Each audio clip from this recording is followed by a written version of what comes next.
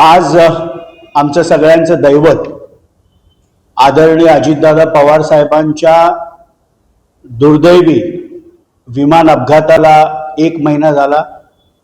अजूनही माझ्यासारख्या कार्यकर्त्यांना विश्वास होत नाही की आमचे दादा आमच्यामध्ये नाहीत।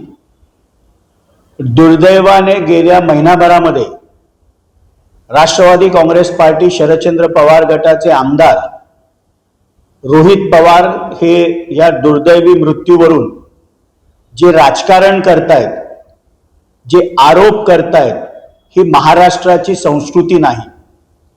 पहिल्या दिवसापासून राष्ट्रवादी काँग्रेस पक्षाची स्पष्ट भूमिका आहे की सत्य महाराष्ट्राच्या जनतेसमोर आलं पाहिजे। ज्या दिवशी अपघात झाला त्या दिवशीच केंद्रीय नागरी उड्डयन मंत्री के रामानायडू आणि राज्यमंत्री मुरलीधर मोहोळ यांनी एअरक्राफ्ट ॲक्सिडेंट इन्व्हेस्टिगेशन ब्युरो तर्फे इन्क्वायरी सुरू केली।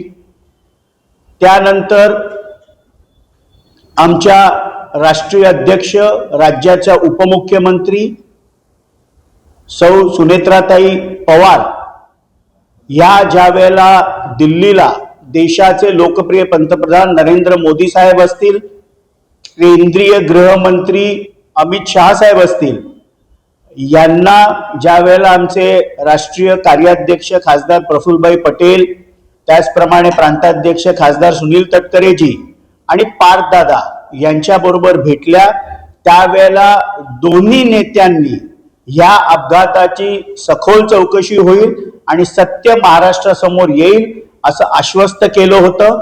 त्यानंतर राज्याचे मुख्यमंत्री माननीय देवेंद्र फडणवीस साहेबांना भेटून देखील सीबीआय मार्फत, जरी सीआयडी इन्क्वायरी सुरू झाली असली तरी सीबीआय मार्फत देखील इन्क्वायरी झाली पाहिजे अशा प्रकारची स्पष्ट भूमिका राष्ट्रवादी काँग्रेस पक्षाने घेतली। पण दुर्दैवाने जे काही राजकारण रोहित पवार गेले काही दिवस करतायत, मग तो एफआयआर दाखल होण्यासाठी मरीन लाईन पोलीस स्टेशन मध्ये केलेला तमाशा असेल, बारामती तालुका पोलीस स्टेशन मध्ये केलेला एफआयआर साठीचा तमाशा असेल, काल माननीय मुख्यमंत्र्यांनी ज्यावेळेला त्यांनी भेट घेतली त्यावेळेला स्पष्टपणे सांगितलं की यातील तांत्रिक अडचणींचा अभ्यास करून एफआयआर नोंदवली जाईल। अशा प्रकारचं दस्तूर खुद्द मुख्यमंत्री माननीय देवेंद्र फडणवीस साहेब, ज्यांच्याकडे गृह खातं आहे, यांनी त्यांना आश्वस्त केलं। त्यानंतर देखील आज मला माहिती मिळाली की उपमुख्यमंत्री काल त्यांनी मनसेचे पक्षप्रमुख राजसाहेब ठाकरे यांची भेट घेतली। आज उपमुख्यमंत्री एकनाथ शिंदे साहेबांची ते भेट घेत आहेत। दस्तूरखुद्द मुख्यमंत्र्यांनी आश्वस्त केल्यानंतर देखील एफआयआर नोंदवण्यावरचं राजकारण त्यांनी थांबवावं।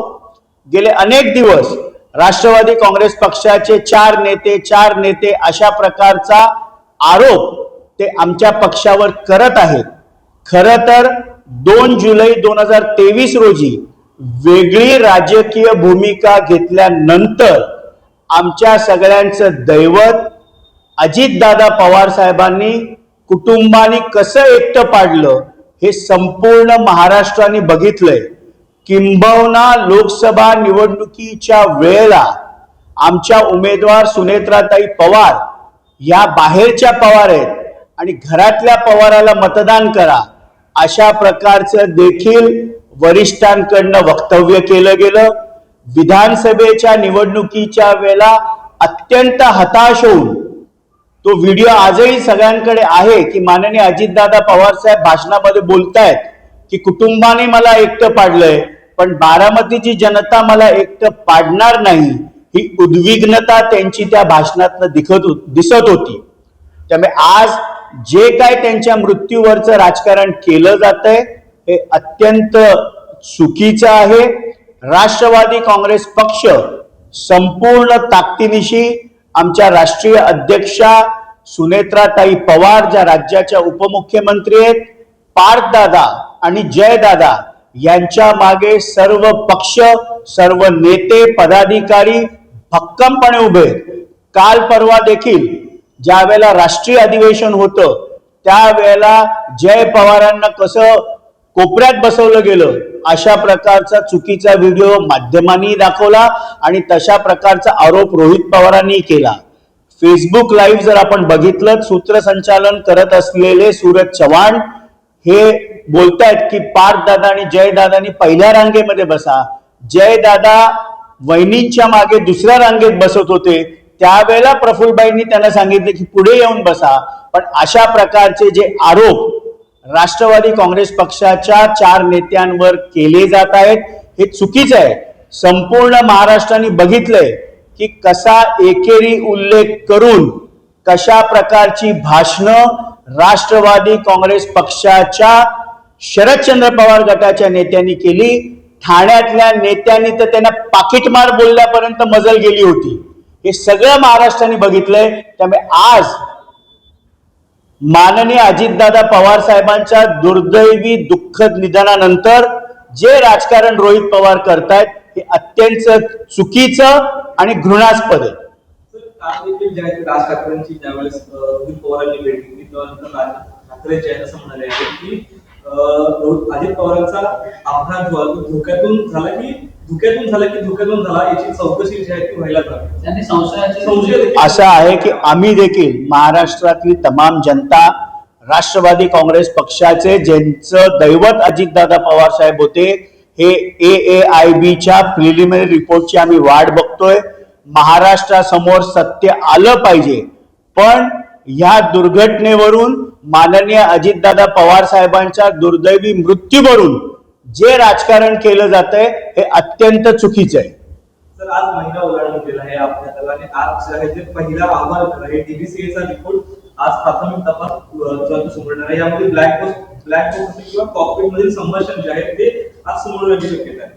आम्ही सर्वजण म्हणजे केवळ राष्ट्रवादी काँग्रेस पक्षाचे कार्यकर्ते पदाधिकारी नेते नाही, पण महाराष्ट्रातली जनता ज्यांनी अजितदादांसारखं नेतृत्व या महाराष्ट्राने मुकलंय, ही महाराष्ट्राची जनता प्रिलिमिनरी रिपोर्टची आतुरतेने वाट बघते।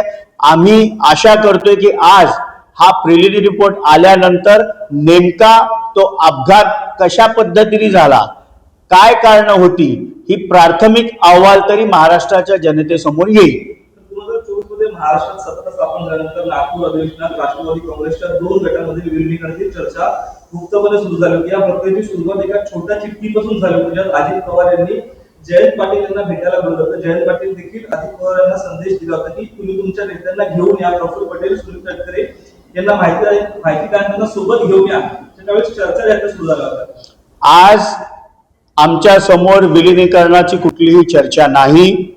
राष्ट्रवादी काँग्रेस पक्षाची स्पष्ट भूमिका आहे की आमच्या राष्ट्रीय अध्यक्षा, राज्याच्या उपमुख्यमंत्री सुनेत्राताई अजितदादा पवार यांच्या नेतृत्वाखाली राष्ट्रीय कार्याध्यक्ष खासदार प्रफुल्ल पटेलजी, त्याचप्रमाणे प्रांताध्यक्ष खासदार सुनील तटकरे व सर्व नेत्यांच्या बरोबर राष्ट्रवादी काँग्रेस पक्ष बळकट करणं, येणाऱ्या काळामध्ये माननीय अजितदादा पवार साहेबांची अपूर्ण राहिलेली स्वप्न महाराष्ट्राच्या विकासासाठी, महाराष्ट्राच्या जनतेसाठी बघितलेली ही पूर्ण करणं आणि संघटन मजबूत करणं हीच आज राष्ट्रवादी काँग्रेस पक्षाची आमची प्राथमिकता आहे।